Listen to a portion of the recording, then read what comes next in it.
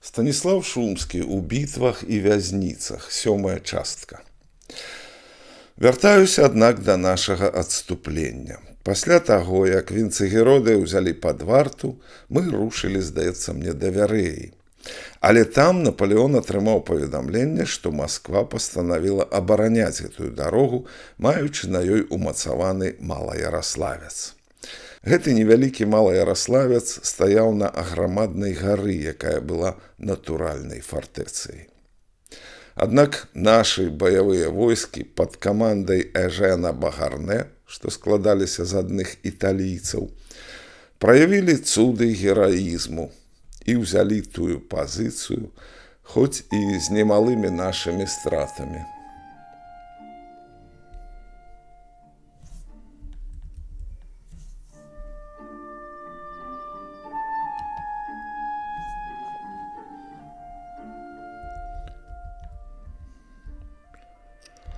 З праўдзівых кніг пра Першую і Другую сусветныя і ўсе наступныя войны паўстае вобраз вайны і смерці як гразі, страшнай і фатальнай.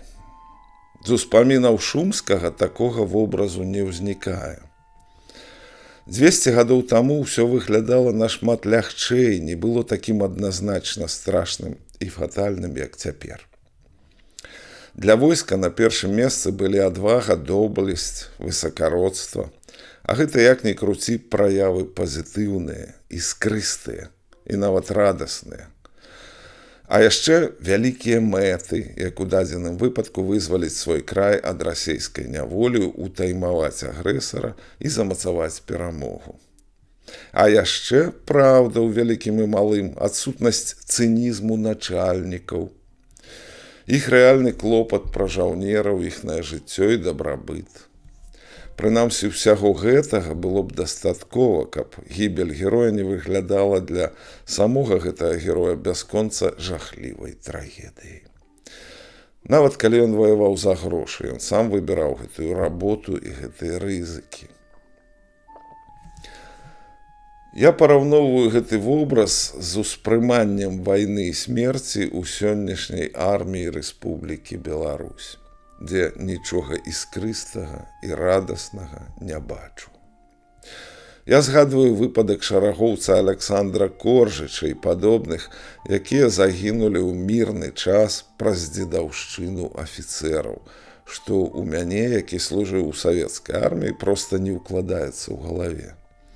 Была вядома і ў савецкія часы дзедаўшчына, але каб гэтым займаліся афіцэры. Думаю, Шумскі ў гэта проста б не паверыў. Смерць і вайна для нас як жахлівая чорная дзіра. Бо загавары Шумскі ў гэтым войску пра адвагу, доблесць, высакародства, пра вялікія мэты, пра праўду з усімі і ва ўсім, яго бадай паднялі б на смех або зрабілі здзіўленыя вочы. А што ўсё гэта такое? Абстракцыі.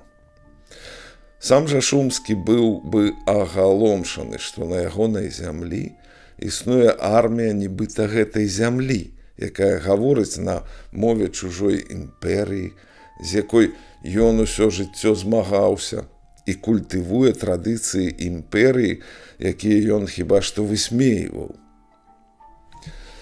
Так бы і смяяліся продкі і нашчадкі адны адным у твар у поўным непаразуменні.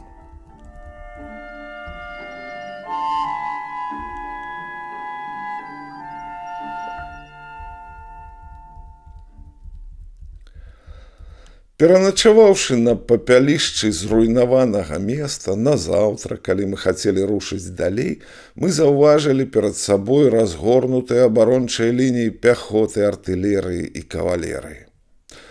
Напалеон зразумеў, што гэта адпору не пераломіць, але і Масква нас не атакуе, толькі стаіць так, каб не даць нам прайсці ў Малую Русь.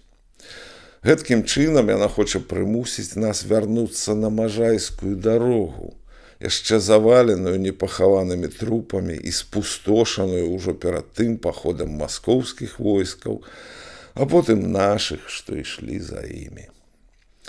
Кароль ужо нічым не камандаваў, бо кавалерыі не было, а яе пазасталыя рэшткі дадалі да кавалерыі гвардзейскай, яшчэ досыць прыстойнай. Наш штаб далучылі да цэзарскага. І так маршавалі мы ўвесь час пры галоўным штабе ў смутку і маўчанні, у голадзе і холадзе.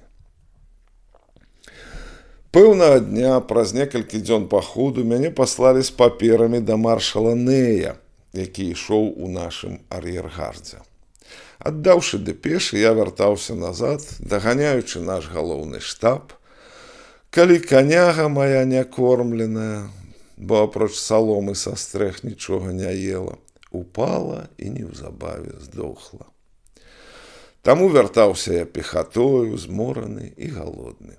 2 дні я нічога не еў, апроч кавалку каніны, запечанай на вуглях, без солі і хлеба. Гэтым кавалкам мяне пачаставалі нейкія літасцівыя пехацінцы, што сядзелі пры біваку. Я ўжо пачынаў быў падаць без сіл і паклаўся пад мураваную вярсту. Такія слупы паўсюль стаялі ў Смаленскай губерні. Раптам я заўважыў князя Юзафа, што цягнуўся на чале свайго корпусу. Дарагі Віктар Юндзел, пра якога я ўжо ўспамінаў, пазнаў мяне і, бачачы цалкам аслабелага, спытаўся пра прычыну. Калі я яму сказаў, што з голаду, ён дастаў з кабуры пляшку гарэлкі і добры кавалак хлеба. Падсілкаваўшыся, я ўстаў і больш пэўным крокам вясёла пайшоў побач з імі. Дык Юндзел і тады і пазней у Вільні заўсёды ўспамінаў пра гэта, кажучы: «Дзіўны чалавек шумскі, галодны, слабы, амаль што памірае, а заўсёды ў добрым гуморы. Я маю што есці, еду на добрым кані і плачу, а ён смяецца». Па нейкім часе князь пусціўся рыссю, я зноў застаўся адзін дыбаць да Смаленска, да якога было ўжо толькі 10 вёрст. Наставала ноч, якую я правёў на біваку, дзе зноў, апрача кавалка каніны, нічога не з'еў. Нарэшце, устаўшы рана, зноў галодны і знясілены, ледзьве каля паўдня дастаўся я да брамы Смаленска. Тут я прыкмеціў жаўнера, які нёс, можа, пару фунтаў хлеба, і папрасіў у яго кавалак. Ён мне кажа: «Купі». Я пытаюся, колькі ён хоча. 1 Напалеона. Грошай я меў яшчэ шмат, таму ахвотна заплаціў. Брама гораду была замкнутая, і вартавы заступіў мне дарогу. Я пытаюся пра прычыну, ён адказвае: «Такі загад не пускаць нікога без пропуску шэфа штабу Бертье». Зроблена гэта таму, што ў горадзе былі вялізныя склады рысу, белых сухароў, рому, ботаў, кажухоў і іншага, падрыхтаванага для арміі. А розныя жаўнеры, заходзячы ў горад, пачалі тыя склады рабаваць. Таму Цэзар загадаў не ўпускаць нікога, а харчы і адзенне пасылаць за горад тым войскам, што стаялі ў табарах. Я напісаў цыдулку Мастоўскаму з просьбай аб пропуску для мяне і ўпрасіў афіцэра варты пераслаць яе ў галоўны штаб. Акурат была змена варты, і афіцэр, адыходзячы на кватэры, абяцаў маю цыдулку перадаць. Неяк па 2-гадзінным маім шчоўканні зубамі пад брамай прыбег ардынарац з пропускам і загадам упусціць мяне як штабнога.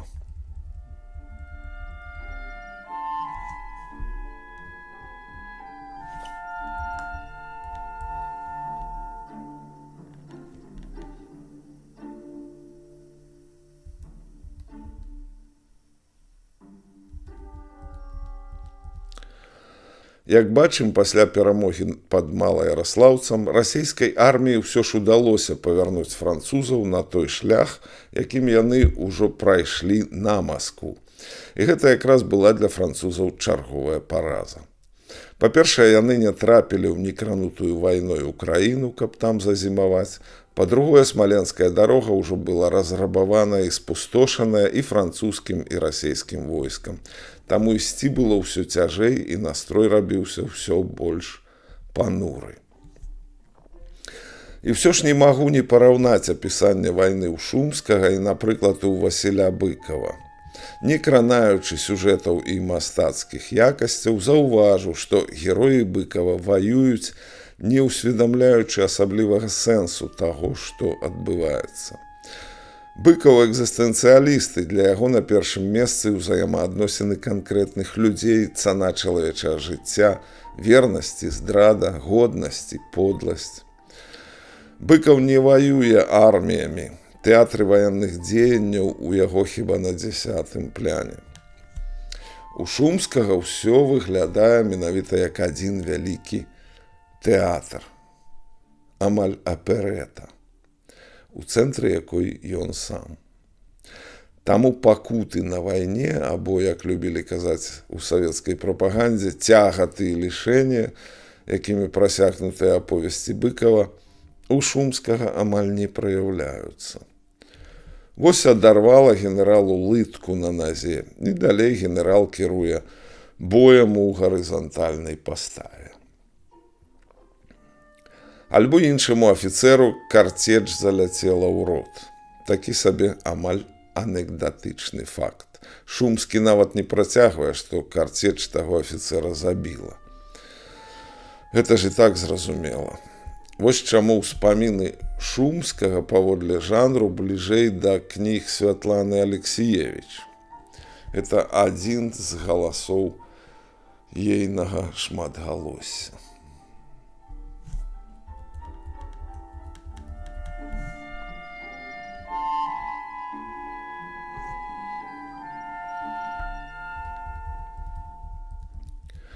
У Смаленску мы бавіліся яшчэ пару дзён, каб даць маршалу Нею час заняць Смаленск пасля нашага выхаду, каб маскалі, якія круціліся паміж намі і Неем, не занялі горад. І вось пэўнага дня ранкам мы вырушылі са Смаленску. У цэнтры места каля сабору ёсць вялізная гара, на якую трэба караскацца, бо іншай дарогі няма. У гэтым месцы я заўважыў Юзафа Гарэцкага, які ў нас заўсёды толькі ўдаваў хворага і ніколі не выконваў службы. Ён сядзеў у вялікай брычцы, загружанай нарабаванымі ў Маскве рэчамі. Вось жа Гарэцкі пачынае мяне прасіць, каб загадаў свайму машталеру забраць хоць частку ягоных рэчаў на маю параконную каламашку. Не могучы працівіцца яго напорыстым дамаганням, я загадаў талочку забраць нешта з тых рэчаў, пагатоў у мяне, апроч малога клунку, нічога больш не было. На Гарэцкага, як я пазней даведаўся, недалёка ад Смаленску на біваку напалі ўначы казакі. Узялі яго разам з багаццямі ў няволю і як палоннага адаслалі ў Віцебск. Там ён знайшоў брыгадзіра Храпавіцкага, які быў жанаты з ягонай сястрой, і які, будучы ў маскалёў на добрым рахунку, узяў яго на парукі. І такім чынам да самай генеральнай амністыі Гарэцкі пазбегнуў далейшай няволі. Са Смаленска мы спакойна маршавалі пры галоўным штабе. Я ўжо быў спешаны, бо і другі мой конь паў. Аднаго дня мяне абагнаў паранены генерал Бельяр, які ехаў у карэце пры цэзарскіх экіпажах. Ён прапанаваў мне не адступаць ад яго і загадаў даць мне выбранага з-паміж колькіх дзясяткаў вольных коней, якія ішлі ззаду, свайго улюбёнага сіўчыка, на якім побач з карэтай Бельяра я пасля ехаў некалькі дзён. Пэўнага вечара недалёка ад Краснага, дзе Цэзар 24 гадзіны чакаў Нея, мы пачулі стрэлы і пабачылі недалёка хмару казакаў, што нападалі на экіпажы, якія ўсё ж былі экскартаваныя 2 батальёнамі пяхоты. Але наша пяхота была так дэмаралізаваная сталымі нападамі казакаў, што пачынала ўжо уцякаць. Бельяр, заўважыўшы гэта, загадаў абкруціць яму параненую нагу падушкай, бо быў моцны мароз, і такім чынам пасадзіць яго на сіўчыка, а мне далі іншага коня. Сабраўшы пяхоту, Бельяр скамандаваў у атаку і загадаў даць моцнага агню, якога казакі страшна лякаліся. І такім чынам ён пабіў казакаў, уратаваў ад рабунку экіпажы і недабіткі нашага войска. У карэту ён ужо не вярнуўся і ехаў да Краснага конна. Там у Красным мы засталі вялікую трывогу, бо гадзіну таму прыбыў пераапрануты ганец Аднея, які прасіў Цэзара, каб прыйшоў з гвардыі яму на дапамогу. Адцяты ад Цэзара, маючы ззаду і спераду непрыяцеля ў значна пераважнай сіле, Ней быў асуджаны на капітуляцыю ўсяго свайго корпусу, які яшчэ налічваў да 30 000. Цэзар, не могучы пакінуць свайго ўлюбёнца, найадважнейшага з адважных, як ён яго называў, і праз ноч сам на чале гвардыі рушыў насустрач Нею. Спаткаўшы праз некалькі вёрст значны маскоўскі аддзел, Цэзар так магутна прывітаў яго артылерыяй гвардыі, што маскалі мусілі нам саступіць. Ней жа, чуючы нашу кананаду, падвоіў змагарнасць свайго корпусу, суцешанага надзеяй вызвалення, і злучыўся з намі. Трэба было ведаць задавальненне Напалеона, калі ён бачыў уратаванага Нея, якому расчулены на вачах усёй арміі кінуўся на шыю. Так мы рушылі да Бярэзіны, а не на Менск, у які перад тым кіраваліся. Цэзар даведаўся, што туды імкнецца Чычагаў са значным корпусам і зрабіў яму фортэль, кінуўшыся ў бок Барысава і Студзёнкі. Тут ён загадаў будаваць масты і пасля пераходу па іх арміі на другім беразе Бярэзіны зноў разграміў маскалёў і корпусам князя Юзафа адкрыў сабе дарогу да Вільні. У той бітве Заёнчык страціў нагу. Але мушу вярнуцца да пабудовы мосту, які паўстаў за няпоўныя 24 гадзіны.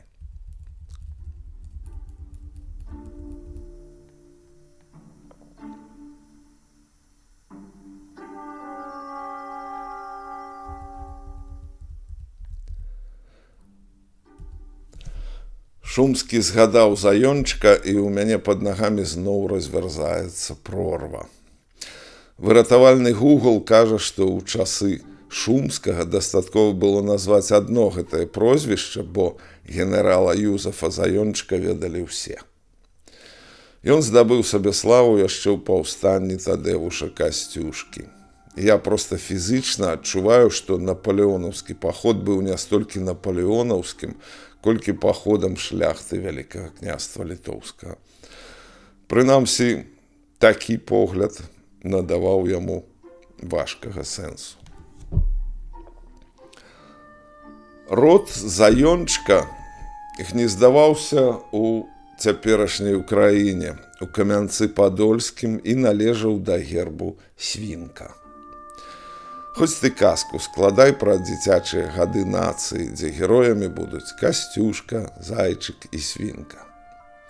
Усе героі належалі да нашага тагачаснага народу, а падзеі адбываліся на нашай цяперашняй зямлі. І гэта ўжо не казка, а абсалютная праўда. Але наколькі ж яна далёкая ад цяперашніх трактовак гісторыі і ад цяперашняй грамадскай свядомасці? Свядомасць і трактоўкі існуюць нібы самі па сабе, а рэальная пераемнасць часоў сама па сабе. Думаю пра гэта, згадваючы, што ў Камянцы-Падольскім здымаўся фільм «Чорны замак Альшанскі». І наўрад ці рэжысэр Пташук ці нехта са здымачнай групы нешта чуў пра тамтэйшага ураджэнца і гаспадара таго замку, генерала Заёнчыка, які страціў нагу у бітве на Бярэзіне. Пра тую страшную і трагічную пераправу, у эпіцэнтры якой апынуўся аўтар успамінаў, мы пачытаем у наступную нядзелю.